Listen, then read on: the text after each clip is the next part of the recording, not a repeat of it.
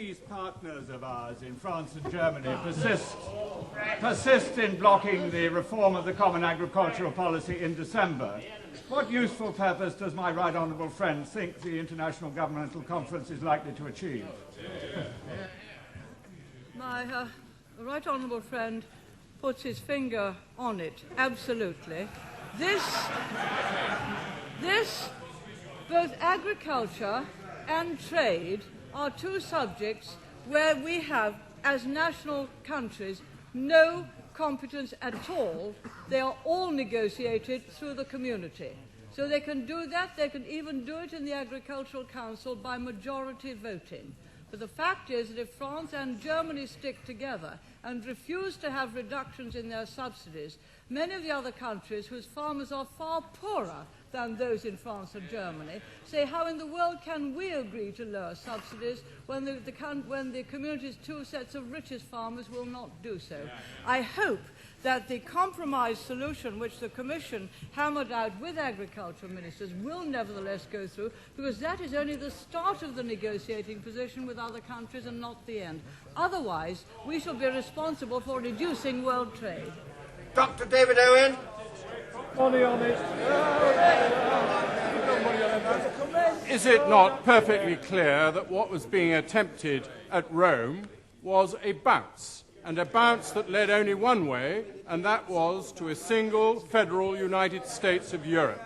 And is it not vital that in this House, across party lines, it is possible for a Prime Minister to go and make it clear, if necessary, that Britain is prepared to stand alone, and that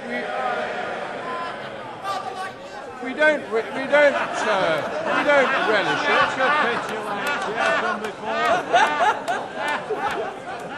We don't relish it, but that if necessary, if we are faced by the imposition by treaty of an obligation to a single currency and a situation which would prevent the enlargement to Poland, Hungary and Czechoslovakia, Britain would be entitled and right to use the veto. Mr. Speaker, I totally agree with the right honourable gentleman. That was precisely the stance we took. It is a stance we have taken on many previous occasions. The European monetary system to which we belong, is a system designed for 12 sovereign states in cooperation with one another to come to the exchange rate mechanism. What they are proposing now, an economic and monetary union, is really the backdoor to a federal Europe, and we totally and utterly reject that. We would have greater economic and monetary cooperation, which can be achieved by keeping our sovereignty. Mr. Hugh Dykes. Does not my right honourable friend agree and confirm that her words today mean in effect that she would prefer to withdraw from the Treaty of Rome and the single European Union? She didn't say that. No, Mr. Speaker. My honourable friend can't really have listened. We would like to have the kind of Europe which we believe in, which is the Europe which we went in to join. If my honourable friend looks back at some of the speeches, we were absolutely assured that we would not, in fact, be giving up sovereignty. That was the basis upon which we went in. May I remind my honourable friend, we agreed, this is on the 24th of May, the Prime Minister, 1971. We agreed in particular,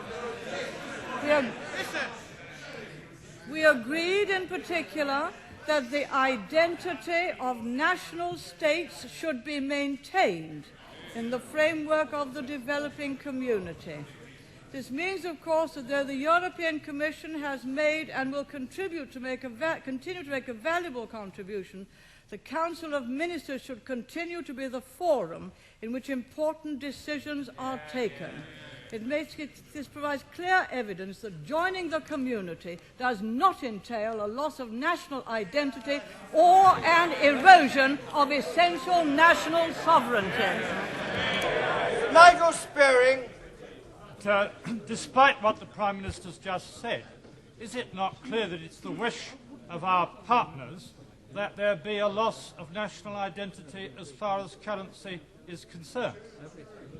Is it not true that even the hard echo, coupled with fixed exchange rates, would lead inexorably to economic and monetary union.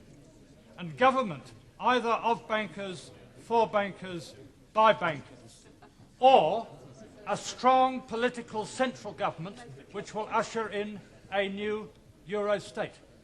If the Prime Minister is now to save Britain as a self-governing nation, hadn't she better make that clear and so galvanise the people of this country, parties and Parliament, to say very politely no to EMU? If I believed that, I would do just what the honourable gentleman, the honourable member has said. I don't believe his interpretation is correct. I accept that many in the your economic community would like to have their version of economic and monetary union, which does consist in passing powers away from the national parliaments to a non-elected body, to, in fact, a central board of bankers, and indeed passing powers to a majority voting and more legislative powers to a European Parliament. That is their version. It is not the version that we have accepted. Indeed, the Single European Act defined economic and monetary union as cooperation in economic and monetary policy, and that is all you need, in my view. Now, the hard ECU is a proposal which does not require a central bank, which would make it an inflation-proof currency, and which could be used if people chose to do so.